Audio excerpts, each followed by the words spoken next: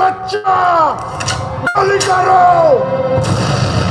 বাংলা সিনেমায় নতুন ধারা ও গল্পের ভিন্নতায় আবারও আলোচনায় নিশুর দম। নানা বাধা বিপত্তি পেরিয়ে অবশেষে দেশব্যাপী প্রেক্ষাগৃহে মুক্তি পেতে যাচ্ছে বহুল প্রতীক্ষিত এই সিনেমাটি। প্রথমবারের মতো একসঙ্গে কাজ করেছেন দুই জনপ্রিয় অভিনেতা আফরান নিশু ও চঞ্চল চৌধুরী। সত্য ঘটনা অবলম্বনে নির্মিত এই সিনেমাটি মুক্তি পাবে আসন্ন ঈদে। সিনেমাটির মুক্তিকে সামনে রেখে 17 মার্চ রাজধানী গুলশান রেনেসা হোটেলে আয়োজন করা হয় এক প্রেস মিট। এতে উপস্থিত ছিলেন অভিনেতা আফরান নিশু, পূজা চেরি, কণ্ঠশিল্পী ইমরান মাহমুদুল এবং নির্মাতা রেদন রনি সহ আরো অনেকেই। আমার কাছে মনে হয় যে এই চরিত্রগুলো হয়তো আমি চাই, এই জন্য এই চরিত্রগুলোর আমার প্রতি আস্থা ডিরেক্টর বা টিম হয়তোবা রাখে।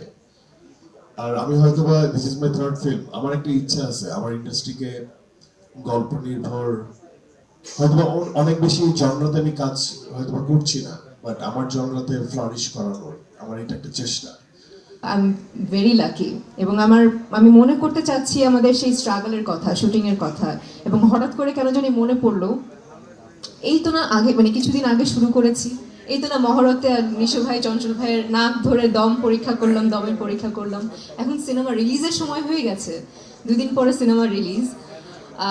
আমি আসলে স্পিচলেস, আমি জানি না আমি কেমন করেছি, বাট আমি আসলে ডিরেক্টরের আর্টিস্ট হয়ে সবসময় থাকতে পছন্দ করি। আমার ডিরেক্টর সবসময় বলেছে যে তুমি খুব ভালো করেছো, একটু আগেও বললো যে you did very good. So আমি আসলে এর থেকে বেশি কিছু বলতে পারছি না।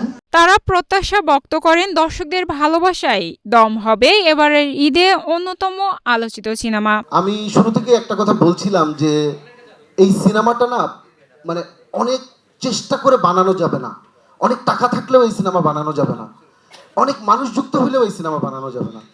এই সিনেমাটা না হয়ে উঠতে হবে, মানে খুবই ন্যাচারালি এটা গ্রো করতে হবে।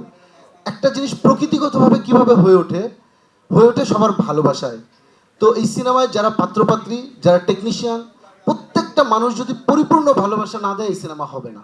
এই বিশ্বাসটা আমার সবসময় ছিল এবং এটা এক ধরনের ভয়ও যে এই সিনেমাটা বাংলাদেশের জন্য অবশ্যই একটা গুরুত্বপূর্ণ সিনেমা হতে পারে এবং ওয়ার্ল্ড মার্কেটে মানে পাল্লা দেওয়ার জন্য যে আমাদের যে সিনেমাগুলো দরকার, এই সিনেমাগুলো আমি মনে করি সেই জায়গায় পৌঁছাতে পারে। আপনাদের সবার সাপোর্ট লাগবে, ভালোবাসা লাগবে।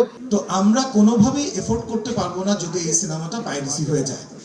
এবং খুবই দুঃখজনক একটা ব্যাপার হচ্ছে, অ্যাপার্ট ফ্রম মাল্টিপ্লেক্সেস, আমাদের সিঙ্গেল স্ক্রিনগুলোতে যেভাবে এই সিনেমা রিলিজ হয়, সেখানে ইন্টারন্যাশনালি যেভাবে ই সিনেমা রিলিজ হয় সেই স্ট্রাকচারটা নাই আমাদের বাংলাদেশে। যে কারণেই কিন্তু বারবার আমাদের সিনেমা পাইরেসি হচ্ছে। শুধু আমার না, অন্যান্যদের সিনেমাও পাইরেসি হচ্ছে এবং তারা সেসব প্রডিউসাররা ক্ষতিগ্রস্ত হচ্ছে। এই জন্য আমরা এবার সিদ্ধান্ত নিয়েছি, আমরা প্রথম 2-3 সপ্তাহ শুধু মাল্টিপ্লেক্সে সিনেমাটা রিলিজ করব এবং 2-3 সপ্তাহ পরে আমরা সারা বাংলাদেশের মানুষকে সেটা দেখার সুযোগ করে দিব থ্রু সিঙ্গেল স্ক্রিন এবং ইন্টারন্যাশনালিও রিলিজ হয়ে যাবে। তখন নতুন গল্প, শক্তিশালী অভিনয় আর বাস্তবতায় ছোঁয়ায় নির্মিত দম দর্শকদের মনে কতটা জায়গা করে নিতে পারে এখন সেটারই দেখার অপেক্ষায়। Sagarika Akhtar, Asian television.